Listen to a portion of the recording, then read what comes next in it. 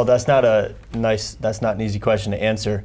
I'll give you, if you look at those highlights, there was one typo there. I'll call you out a little bit, Alex. You said Joey Elliott threw for 267. It was 367. And 367 yards is a lot of yards to give up in a single game.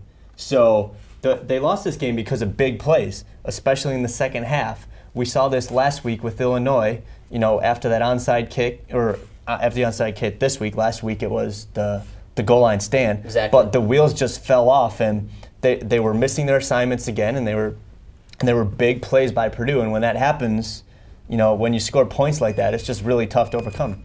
Yeah, David, it seems like the will of this Michigan team is easily broken when you have that one seminal moment, the goal line stand against Illinois, the onside kick here against Purdue. What do you attest that to? Is that just a young team being a young team, or does that really speak to the character of this team on the football field? I'm not making a personal attack on these guys. I don't know if it is, just because, you see plays like missing a guy on an extra point attempt, or it might have been a field goal, I'm not sure. But, they have those moments where they don't seem very cohesive, and they don't seem like they know where they're supposed to be at all times. Giving up all those big plays, like the big play after the onside kick in itself, and also 7 for 15 on third downs. Purdue had some big third down conversions, and it really hurt Michigan. Well, to me, there's two things that stand out. It's obviously the defensive play, and we'll hear what Coach Rodriguez thinks about that in a minute. But also the pass protection, Scott. Really, and we're going to talk about Tate Forcier too. We might as well roll it into one topic. Tate seems very uncomfortable in the pocket. Mm-hmm. This might be partially because he likes to scramble, but it also seems like some of it, at least, would be the offensive line's fault.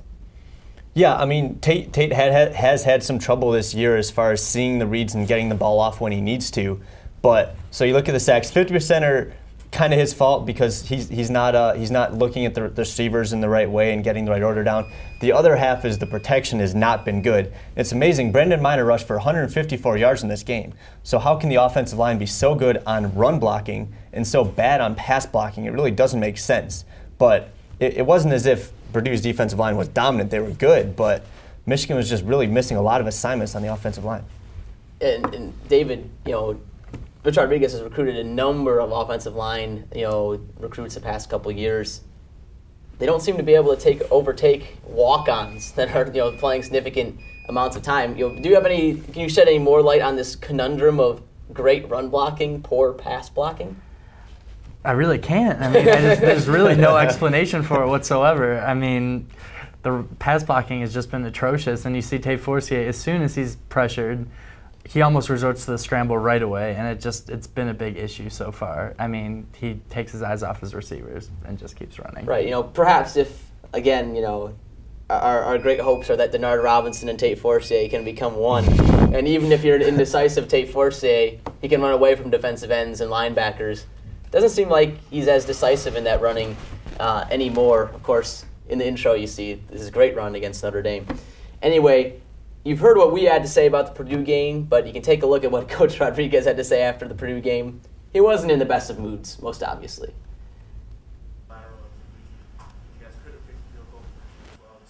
Yeah, we're down by 8, and we're not stopping anybody. So we're trying to tie the game. No, what's that got to do with today's game? I didn't know if it's something you kind of look at. I don't worry about last week. I just worry about today. Yeah, I don't know if it was that or just, just a miss. Just one guy make a mistake here, or one miscue here, or maybe we should have have a call that didn't match up exactly right, or something like that. It's just we're close at times, but I've said it all year. Even the beginning of the year when we were playing better, we're not good enough to make some big mistakes and beat anybody on our schedule. Now, we're not there right now in our program. It's a process that we're in, and it's painful, but we got to move on. Yeah, that was momentum, but even then we're still in the game. The onside kick I was really disappointed because we say it every time you go out there, see the ball kicked. Every time, and there's about 20 people screaming, see the ball kicked, no penalty, see the ball kicked, no penalties. That's the first reminder and the last reminder that we do, just for that reason. A freshman. Yeah, I don't know if we look at the one game away as much. Just frustrating that we know we could play better and that we're not at moments we're beating ourselves. You got to give them credit. Purdue did a nice job.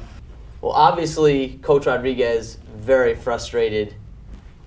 I think everyone can share in the frustration. As he said, he knows that the fans are frustrated, and well, we are.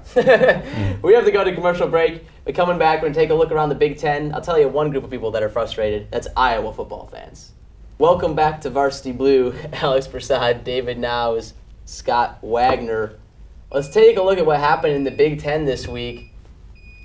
The Big Ten is bad this year, and parity does not begin to describe just the craziness that's happened.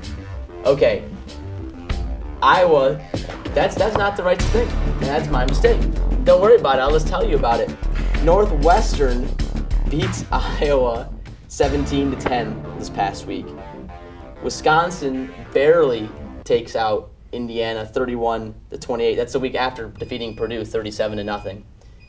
And then Ohio State 24-7 victors over Penn State in Happy Valley. It's the second time they've lost at Happy Valley this year. So many questions. Let's start with Iowa. Obviously, Iowa was undefeated coming into this game, guys. And we'll start with you, Scott. Ricky Stanzi gets hurt in this game. They lose 17-10 to Northwestern. Mm-hmm. Iowa's been living on the skin of their teeth for a really long time now. Yeah, they've been living on the skin of their teeth, but I figure if they're going to lose a game, they're not going to lose it to Northwestern, not a particularly good football team. So even if Stanzi gets hurt, even if they're not a team that should have been ranked 4th in the national standings, you still can't figure out a loss to Northwestern. It just doesn't make sense. Well, I mean, this team almost lost to Arkansas State at home, almost lost to Northern Iowa at home. Wasn't this just bound? Hasn't the law of averages have to kick in eventually, David? You'd think so, but I mean, I think Northwestern's kind of an overlooked opponent. I mean, they're 6-4 right now. They're bowl eligible. Michigan, not so much. So I mean, you look at Northwestern and you think bottom feeder of the Big Ten, but maybe they're not. Maybe it wasn't so much that Iowa had a bad game, but it was more that Northwestern's actually a pretty good football team. I think the loss of Ricky Stanzi, regardless of whether he's a great quarterback or just a good game manager, I think it hurt him. Well. Oh, man. Does that mean Michigan is a bottom feeder in the Big Ten? David, don't answer that. Don't answer. Please. All right. Let's also talk about Ohio State, Penn State. Ohio State goes to Happy Valley, guys, defeats Penn State pretty soundly 24-7. It sets up a matchup next week, Scott, where the winner of the game between Ohio State and Iowa in Columbus is going to most likely determine the Big Ten champ. Mm-hmm. Who do you like in that game? In light of Terrell Pryor's awesomeness and his general Ohio State awesomeness against Penn State in Happy Valley. I'm just so confused right now, Alex, because I didn't see any way Ohio State beat Penn State last week. And what do you know, Ohio State didn't just beat them, they beat them soundly. And I still can't figure out how Iowa would lose to Northwestern. So it's tough to figure out what's going to happen. It's at Ohio State, and honestly, coming off the week Ohio State is coming off and Iowa coming off the week they're coming off, I really think Ohio State's going to win this game. I'm confused because I don't think they're that great of a team, but maybe they are. Maybe I'm just wrong. Well, perhaps even if Northwestern is a good team, perhaps Iowa isn't quite their 9-1 record indicates they are. Yeah, I'm not so sure that they are, and I mean Ohio State. I'm not so sure that they're an 8-2 team, and it's just. The Big Ten, it's a complete mess this year. I think the Ohio State win over Penn State might be more of Penn State choking at home and choking against good teams like they usually do. I really just don't know what to make of any of this. If I had to give a team an edge, it'd be Ohio State in a slight victory, but I'm not willing to put any money on that. Well, that's not required, but insight besides I don't know is. No, I agree with you guys completely. There's really no sense to be made in the Big Ten this year, except that it's not very good. And I think that's to say that the Big Ten is no longer a great football conference and perhaps one of the best basketball conferences in the country really just blows my mind. That seemingly is the position that we are now in. Let's move to the national scene. There were some good games this week as well. Let's start with the one with national implications, guys, and we'll start with you, Scott. LSU, Alabama.